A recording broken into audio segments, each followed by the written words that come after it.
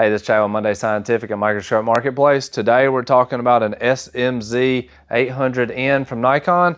Michael's going to come in. This is a pretty sweet scope. It's got a tilting ergonomic head on it, which is really nice. A lot of people don't know these can go down or up. 360. That's what Mike's saying.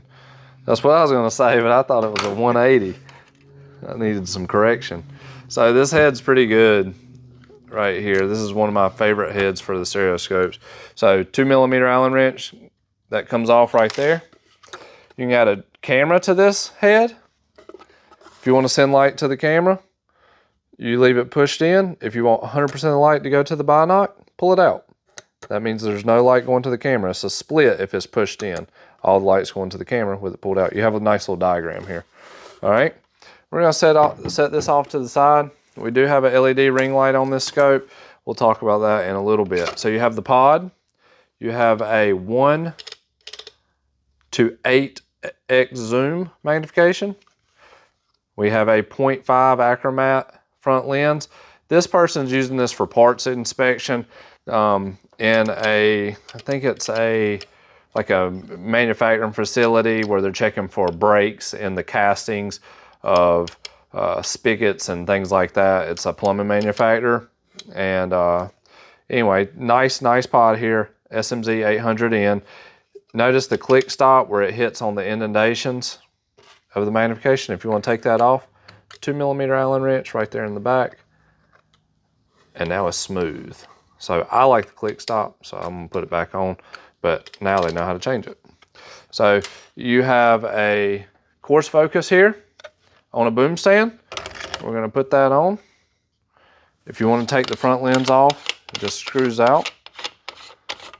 So that screws out, screw it back on. The LED ring light goes on with these 3 screws. If they're backed out, it just goes around it. You lock those screws down. What's nice about this boom stand is you can swivel it out this way. This is the way a lot of people use it. And then they'll slide it in and out like this, depending on their part. But so they either use it like that or like this. If you go this other way, your focus is going to hit this locking mechanism. So you either want to do it this way or this way. All right. You can tilt this pod on an angle with a 4mm Allen wrench by loosening this. That's what that's for. A lot of people will ask about all these parts and what they're used for. So see, I can loosen this, and then this swivels now. Still pretty stiff, which is you don't want it to go flying around. So if you tighten that down, it'll lock it in the place you want it. So let's get it nice and tight. This right here will loosen this out, and this pod carrier will drop. So always leave that nice and tight. You have a brake here on the boom stand. So it's a dual ball bearing boom stand. If you lock this down, you cannot push it. You have a runaway collar, which is really important. So once you get it to the desired height where you want it, lock it down.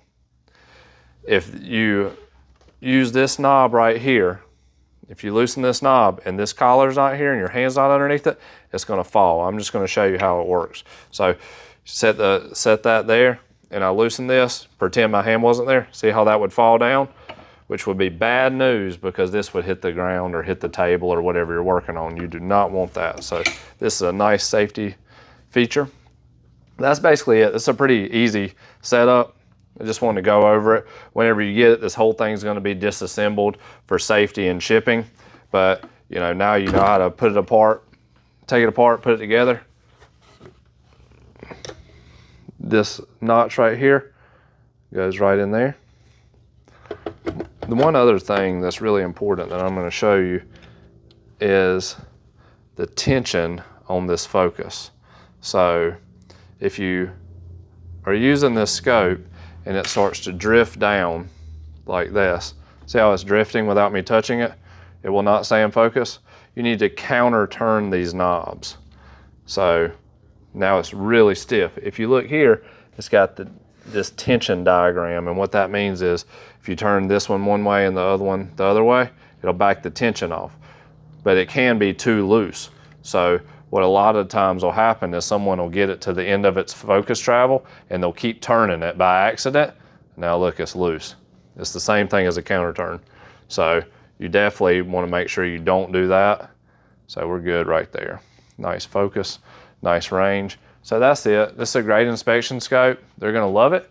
And if you got any questions about this scope or any other Nikons, give us a call, 919-775-5596, info@mundaymicroscope.com. And if this video brought you value, please like and subscribe.